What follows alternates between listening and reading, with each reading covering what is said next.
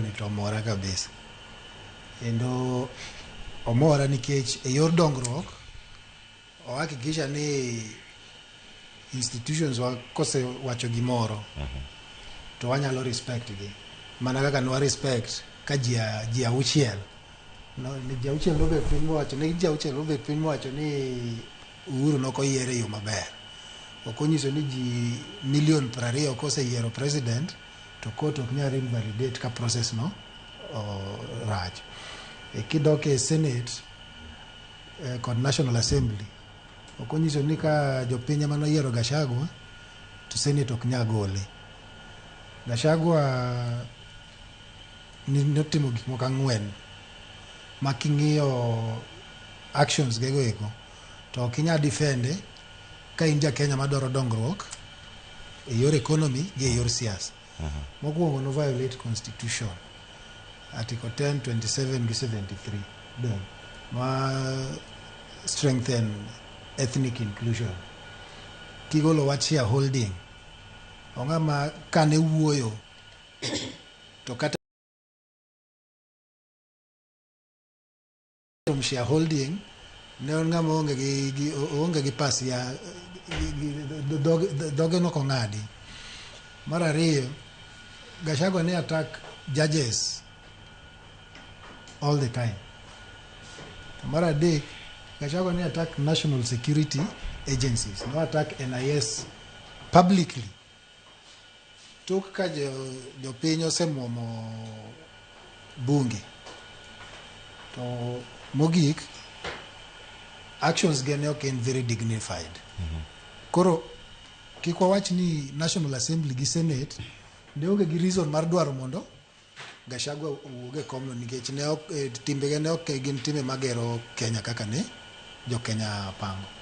Alafu the next thing momiyo ana support action mar Senate en ni ne gineno problem kama nitie to gichiwo solution. To solution ni ne gichiwe kaluwore gi chike manitie sani. To chike manitie sani ema ne miyo gi authority mar determine ni court case ni gidwa winje gi ndalo 10. Ema ne miyo gi opportunity mar miyo jo Gachagua mano biro defend time mondo gi explain. Koro kiduoge court kae ma koro weche bede matekni. Ndiyo bedo ni nochiw judgment ni for 9 hours. Okonyiso adwa disagree gi wakili watino wacho ni kaka to go 9 hours to jiso no wacho nothing. Okay. Nikech seche moko kata mana e dala ka weche pek to wuondalo ok nyabiro to wacho ni ya ma yo mwadhi luwo to ji luwo yo no. Nyaka embo bi mo ohakikisha ni nyithindo te ka en jado ohakikisha ni mondo gitenitie mondo kila ng'ato winje. Koro judgment ne ohakikisha ni jok mano winje gokinyi owinje saa 8 owinje godhiambo ji teno winje ma kane orumo to joma ne mor jok mane okuyo lakini ng'ane nyawacho ni gini ok winjo. To ne gi touch on 7 issues. So out of these 7 issues, Gachagua ne nigi case only on 1. All the others, court no yie gi Senate. Achiel ma court no disagree gi Senate ni. Emomiyo court no award Gachagua 50 million. Kitero case e court, to court oyie ni nigi case. Okonyiso ni court dhi timo gima in midwaro. Kamano. Okocho ni nyaka court tim gima ne dwaro chamo ne kineni justice o.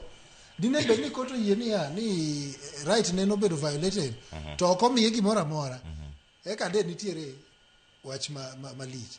Lakini koro ni ne gidwa ni mondo duok gi e kom maseche moko be ka giwuoyo ga gi jopiny to giwacho ni kom no be koro kwadwa.